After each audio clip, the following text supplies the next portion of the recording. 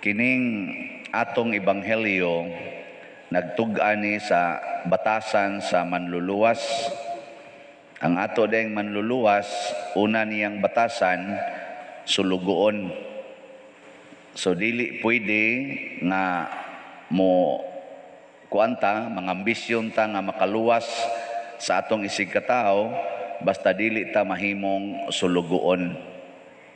Kamo, gusto mong muluwas sa inyong pamilya? Gusto. O, pagpakasulugoon sa imong pamilya, mo na'y una gyong requirement. Di gyud ta makaluwas, basta di ta mahimong sulugoon. So, kung ang pari, gustong makaluwas din sa parokya, sulugoon gyud siya sa parokya. Siya ay mag-map, siya ay magkanaganing limpyo aning mga lingkuranan. Ana, di gani nabuhatos pare, di maluwas. Niya, gibuhat na sa pare. Mura sa mong kakita na. Kusog kay mong ulo-ulo, no? Kana bang, ingon na, gibuhat. Kapoy ba yan? Ibitang joke na. O niya, sa inyo sang balay, kamo mga ginikanan, gusto mong muluwas sa inyong mga anak, kinahanglan nga inyo gyud silang alagaran, dili punayag sugo sigyag kasaba. Unsa ang pagkaluwas ana nga ang unang requirement mahimo gyud tang sulugoon mo na ingon ang Ginoo diri, ania ang akong sulugoon. Tanawa si Moises, naglakaw sila ngadto sa Ehipto, nag-alagad siya sa mga Israelita. Siya mo'y nagdaan nila. Siya mo'y nangitag paagi, asa sila agi, unsay ilang buhaton. Syunan ka atong naulipon sila. Di, hinong ito tibok tuig, pero nasugod sila kaulipon dito, katong bag-o na ang hari sa Ehipto. Ning abot gud sila og 430 years dito sa Ehipto. Kita, mao man balik-balikon sa mga sociologists o ubang mga kanibang mga patriotic nga mga Filipinos ba nga ning tuhop nato ang kultura sa mga Espanyol tungod kay giulipon ta nila, gi-colonize ta nila sud sa pila to ka tuig? 400 years. 400 years silang gakupot sa Pilipinas. Sila'y pangulo. Ambo tong tinuod ba, pamsad mo matao ato. Matao na demo day. Wapa wa mo kaabot. Dito bitag ko sa atong chapel sa Antugop, nagmisa gahapon.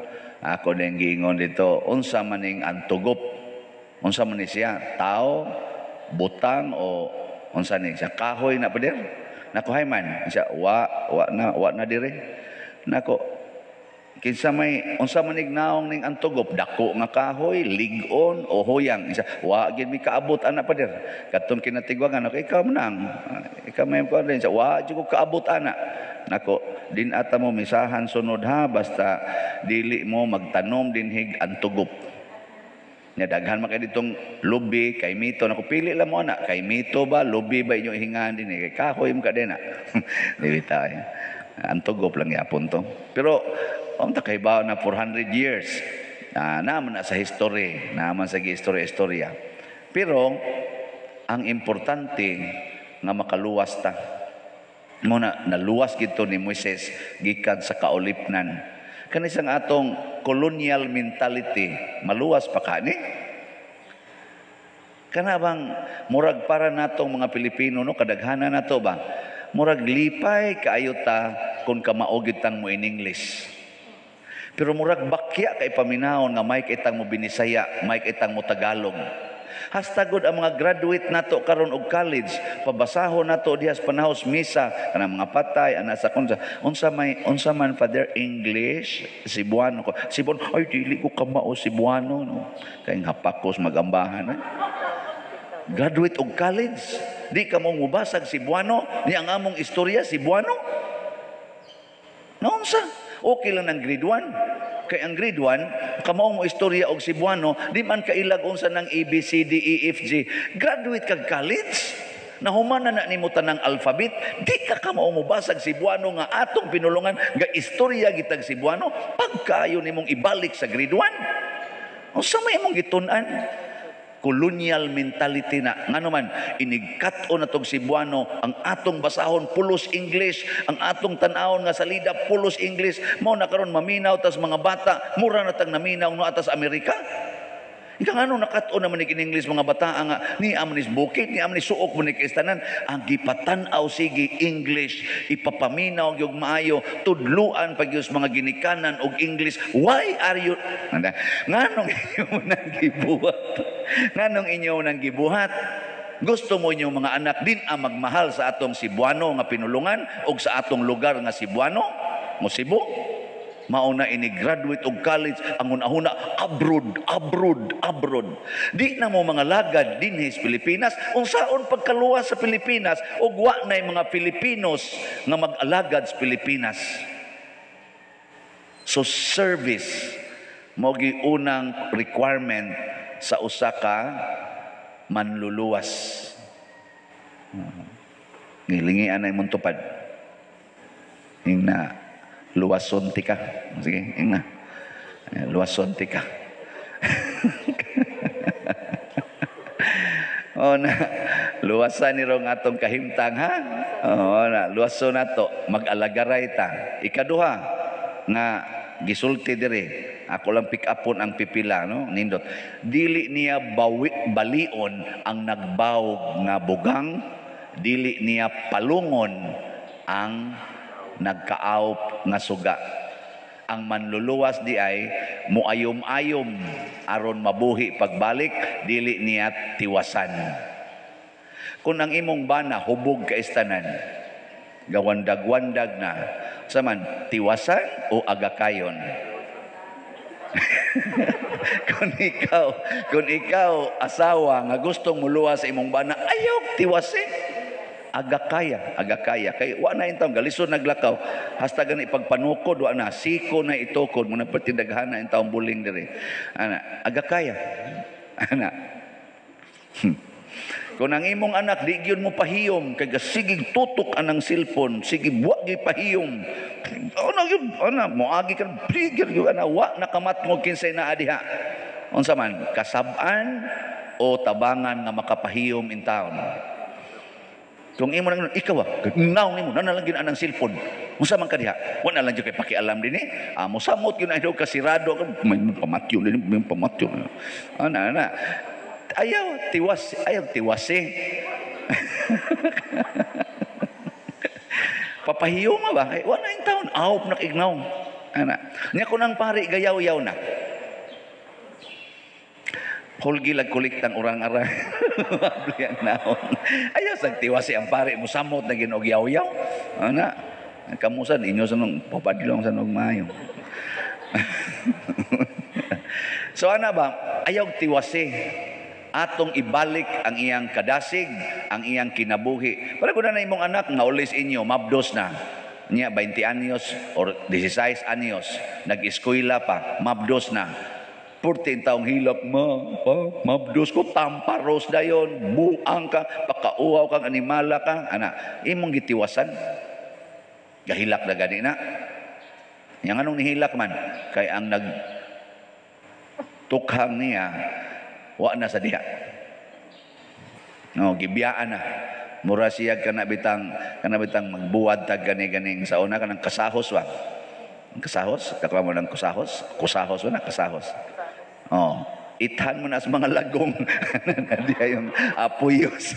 Ako ana ba binlan magkagaw na yung mga buangon kayong laki ako ana hapit sa ko ana sa una pero kana kapugong pugong sa gamay anang ithan ba nya man biyaan magilak-hilak na og imong kasab-an ikaw gabitay na nas habol bitay na nas pisi ayaw tiwasing ana amo na siya ayaw tiwasa niya ikatulo nga buhaton sa manluluwas ba dili siya maghimog masaba nga pakigpulong di siya magsaba-saba hilom lang ana ang kaugalingon daygon ang iyang kontra, dauton, mao gina itong style.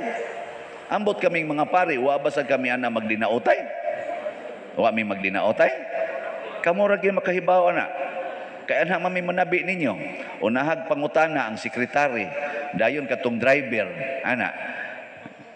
Ayaw nini ang nanimba, kaya di man ika matngon katog yung sikits pare, sekretary, driver, mga, kanang kuyog-kuyog pare ba?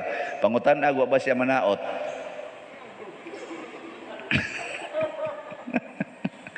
Kusog itang manaot. I-post pag yung Facebook. Pation kang maayo diha sa social media.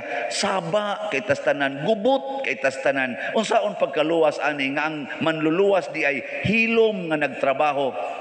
Mao nang ningos Kristo diri sa atong ebanghelyo. Ayaw gyud mog panabi ha, ayaw mog panabi. Hilom lang.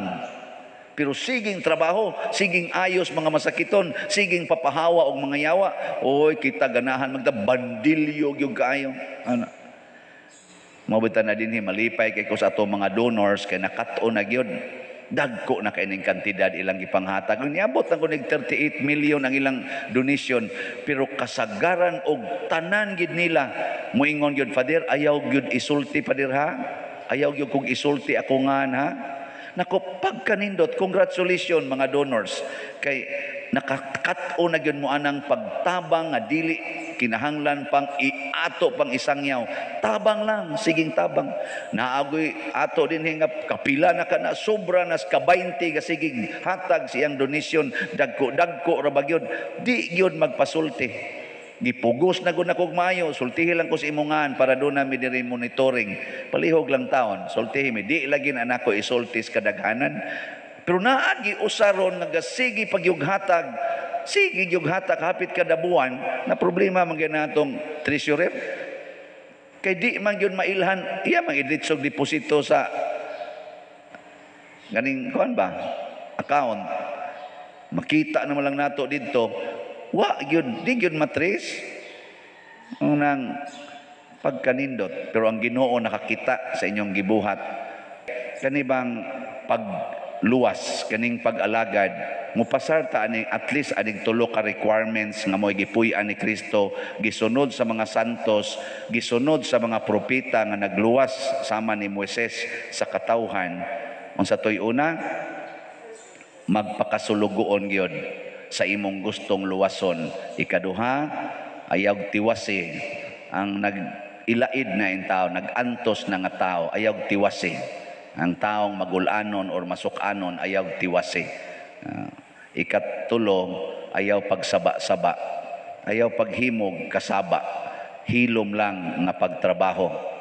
Munang sa atong simbahan, ang simbahan hilom nga nagtrabaho. Ang simbahan nga nagsaba-saba, ang mga leader sa simbahan na kusog sa gayong manaot, kusog sa gayong mo kontra o iyang isigkataw, dili na makaluwas. Muna kaming mga pari, di gid mi mo kontra. O ikamo kontra partido mo, dool mo pari, palit mog slot, okay ra gyud kaayo. Pulo sa ginadawaton, di masana mo isulti, so di rasan mo magkaaway. Haron kaming pari, center of salvation. Oh, nana. Pero kung magsugod na kong ingon nga kana siya dili na angay butaran tungod kay siya nana, ingka prophetic man na Father. O lagi prophetic, pero nipasar pa na sa kang Kristo nga style, basigwa na. Pwede ko musulti kami mga pare unsay mga kahiwian nga angay natong koreksyonan sa atong mga leaders, apil na sad ko. Kay moingon ko nga ang mga leader nga mga korap kinahanglan nga dili nato suportahan. Basin sa daglunay korap dinhi sa simbahan nga leader. Ana no? Kana bang ang tanang kolekta adto ra gyud isod sa bulsa. Sayon ra mo na ilhon ang korupsyon. Ako ning balikon ha. Inyo laning testing ba. Unsaon pag ila nga naay korupsyon? Kung ang leader gani muasinso dayon, unya ang mga constituents, ang iyang mga members nagkalisod, kana nanay korupsyon. Simple ra gyud kayo akong tan-awan.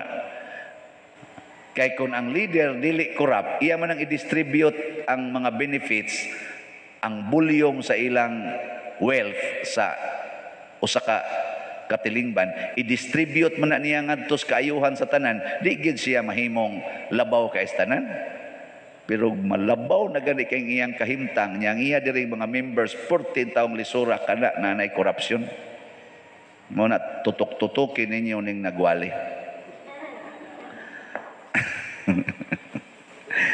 Pag-ampo sa katawhan.